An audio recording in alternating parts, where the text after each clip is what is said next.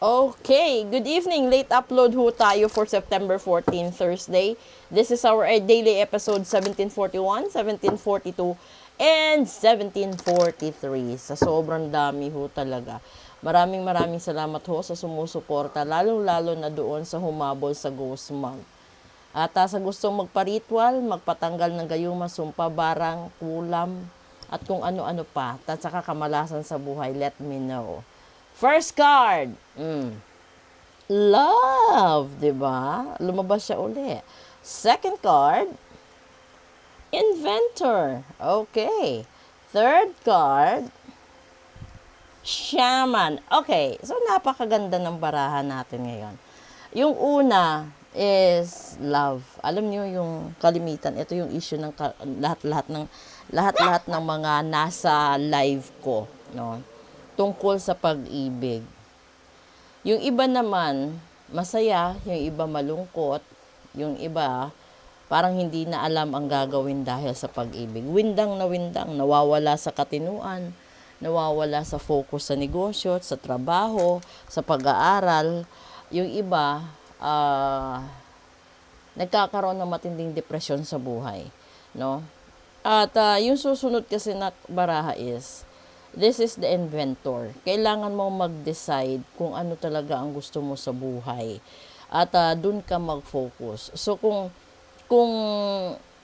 yung pag-ibig ay gusto mong gawing priority, dahan-dahan ka. At kailangan mong damhin at kailangan mong bigyan ng halaga ang sarili mo. Kung ito ba dapat ang pag-ibig na para sa'yo o hindi.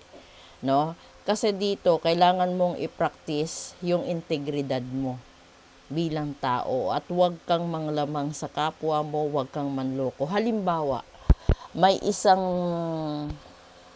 pares, no? Nagmamahalan sila. From childhood to puppy love hanggang sa nagdalaga, nagbinata, hanggang sa nangarap sila na darating ang panahon magpapakasal silang dalawa. Pero hindi ganun kabait si Universe at yung ginawa ni Universe is yung isa nakapag-aral, yung isa hindi, no? Posible din na yung isa nagtrabaho sa abroad, yung isa naiwan dito, o yung isa naman maganda ang buhay, yung isa hindi, no? Dahil sa panahon yun.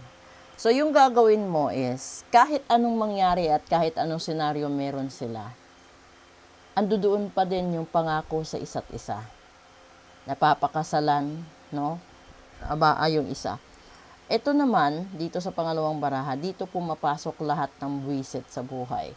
Andi dito yung mga tao na gagawin lahat maagaw ka lang, gagawin lahat malandi ka lang, gagawin lahat para hindi matuloy yung kasal nung una kasi gusto mo siya, at para maging ikaw or ikaw yung maging asawa or ikaw yung pakasalan, magpabuntis ka. Tapos kapag nabuntis ka at ayaw kang panagutan dahil hindi ka mahal, yung gusto lang ng lalaki sustentuhan yung anak, gagamitin mo na naman yung pananakot, no? Tatakutin siya, babantaan siya. Kapag nasa posisyon yung magulang mo sa politika, gagamitin mo yun. Kung kahit walang posisyon sa politika, kung gaano karami yung relatives mo, gagamitin mo panakot sa kanya.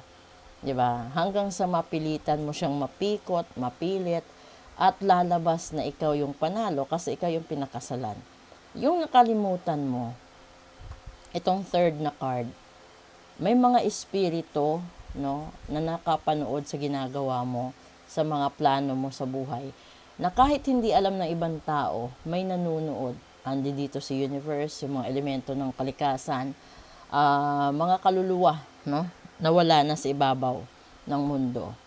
So dito, nagkakaroon ng power yung espiritu na kaya nilang itago ang mga misteryo ng buhay ng tao. Kaya din nila itong parusahan. So ngayon, nagtagumpay ka man dito sa pang-aagaw, ikaw yung napakasalan, no? Pero pagdating dito sa batat ipangatlong baraha, ikaw yung nakarma. Kasi nakasal ka nga, nagkaanak kayo, di ba? Kahit damihan mo pa yung anak niyo. Pero ang tanong, nirespeto ka ba? Dahil hindi. Kasi sa umpisa pa lang alam na ng lalaki na hindi ka karespe-respeto. Una, ikaw mismo hindi ka nagparespeto na sana pinakinggan mo siya. Kung totoong mahal mo siya, pinakinggan mo kung ano desisyon niya. At kahit gaano kasakit at kasaklap, sana nirespeto mo. Huwag mo ipagdutdutan ang sarili mo. 'Di ba? Kasi hindi mo rin alam kung ano plano ng Diyos kung bakit nangyayari yun. Lately or after ng healing moment mo, dun mo maaalala, ganito pala ang dahilan ng Diyos. Kaya siya bakit tinanggal sa buhay ko. Kung bakit siya inalis pansamantala, kaya siya binalik sa tamang panahon. May mga ganun.